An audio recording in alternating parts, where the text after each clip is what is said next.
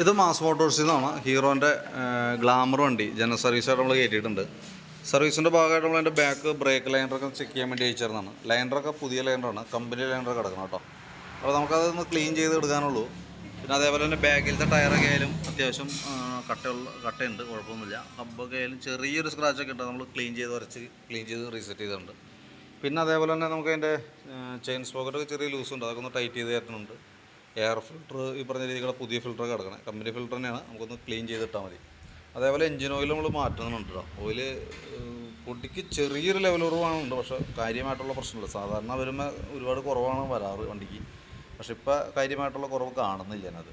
പിന്നെ അതേപോലെ തന്നെ നമുക്ക് അതിൻ്റെ കാർബറേറ്ററിനകത്ത് വരുന്ന സ്ലൈഡർ ടൈറ്റ് ഉള്ള രീതിയിൽ പറയേണ്ടത്. നമ്മൾ നോക്കുമ്പോൾ ചെക്ക് ചെയ്യുമ്പോൾ പ്രശ്നം കാണിച്ചില്ലായിരുന്നു, നമ്മൾ അഴിച്ച് ചെക്ക് ചെയ്യുമ്പോഴും പറയത്തക്ക വലിയൊരു പ്രോബ്ലമായിട്ട് തോന്നണില്ല. എങ്കിൽ കൂടി നമ്മളതൊന്ന് ക്ലീൻ ചെയ്തിട്ടൊന്ന് ഗ്രീസ് ഒക്കെ ഇട്ട് ചെറുതായിട്ട് ടൈറ്റ് ഇല്ലാത്ത രീതിയിലേക്ക് സെറ്റ് ആക്കിയേക്കാം. പിന്നെ ഫ്രണ്ട് ബ്രേക്കിൻ്റെ ആയാലും ബ്രേക്ക് ലൈനറൊക്കെ നമ്മളൊന്ന് അഴിച്ച് ക്ലീൻ ചെയ്ത് സെറ്റ് ചെയ്യുന്നുണ്ട്. പുതിയ ലൈനറാണ് കിടക്കണേ, അപ്പോൾ ഒന്ന് ക്ലീൻ ആക്കാനുള്ളൂ. ബ്രേക്ക് കേബിളൊക്കെ പുതിയ കേബിളാണ്. ഫ്രണ്ടിലത്തെ ടയറായാലും അത്യാവശ്യം നല്ല ടയറാണ്, ഉപയോഗിക്കാനുണ്ട്. പിന്നെ നമുക്ക് അതിൻ്റെ ഇവിടെ ഈ ഭാഗത്ത് വരുമ്പോൾ വൈസറിൻ്റെ ഭാഗമൊക്കെ പൊട്ടിപ്പോയിട്ടുണ്ട്. അപ്പോൾ അതൊക്കെ ഒന്ന് മാറ്റണമെന്നുണ്ടെങ്കിൽ ജെനുവിൻ പാർട്സ് മേടിക്കണം കേട്ടോ കുറേ കൂടി നല്ലത്. കാരണം ഒറിജിനൽ മേടിക്കുകയാണെന്നുണ്ടെങ്കിൽ ലൈഫ് നിൽക്കും.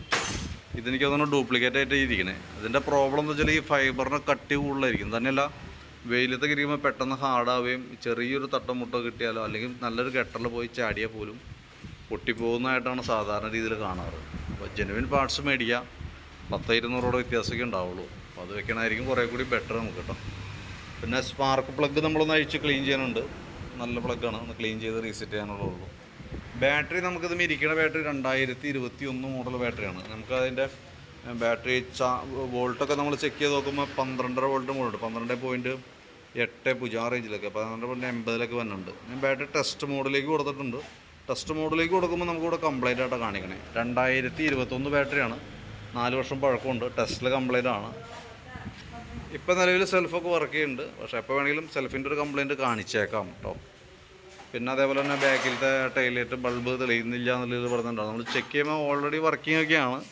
പിന്നെ അതിൻ്റെ സ്വിച്ചിൻ്റെ ലൂബ്രിക്കേഷനൊക്കെ ഒന്ന് ചെയ്തിട്ടുണ്ട്, ചെറിയ കോൺടാക്റ്റൊക്കെ ഒന്ന് ക്ലീൻ ചെയ്തിട്ടുണ്ട്. അതായത് സ്പ്രേ അടിച്ച് ക്ലീൻ ചെയ്തിട്ടുണ്ട്. അതല്ലാണ്ട് വേറെ പ്രശ്നമൊന്നും നമുക്ക് തോന്നണില്ല. അപ്പോൾ ഞാൻ അതിൻ്റെ ഏകദേശം ഒരു എസ്റ്റിമേറ്റ് നോക്കിയിട്ട് അതിൻ്റെ ഡീറ്റെയിൽസ് വാട്സപ്പിലേക്ക് ഇട്ടേക്കാം. മെയിനായിട്ട് നമുക്ക് അതിൻ്റെ എഞ്ചിൻ ഓയിലൊക്കെയാണ് വന്നത്. എഞ്ചിൻ ഓയിൽ മാറ്റാം, വാട്ടർ സർവീസ്, ജനറൽ സർവീസ് എല്ലാം ഉൾപ്പെടുത്തിയ ഒരു എസ്റ്റിമേറ്റ് പറയാം. നോക്കിയിട്ടൊന്ന് റിപ്ലൈ ഇട്ടാൽ മതി. എന്തായാലും നമുക്കൊരു ഉച്ച കഴിഞ്ഞിട്ട് ഒരു 2 മണി 2:30 ആകുമ്പോഴത്തേക്ക് എടുക്കാവുന്ന രീതിയിലാണ് ചെയ്തുകൊണ്ടിരിക്കുന്നത് കേട്ടോ. വർക്ക് കംപ്ലീറ്റ് ആയി കഴിയുമ്പോൾ വിളിച്ചോളാം. ഓക്കെ.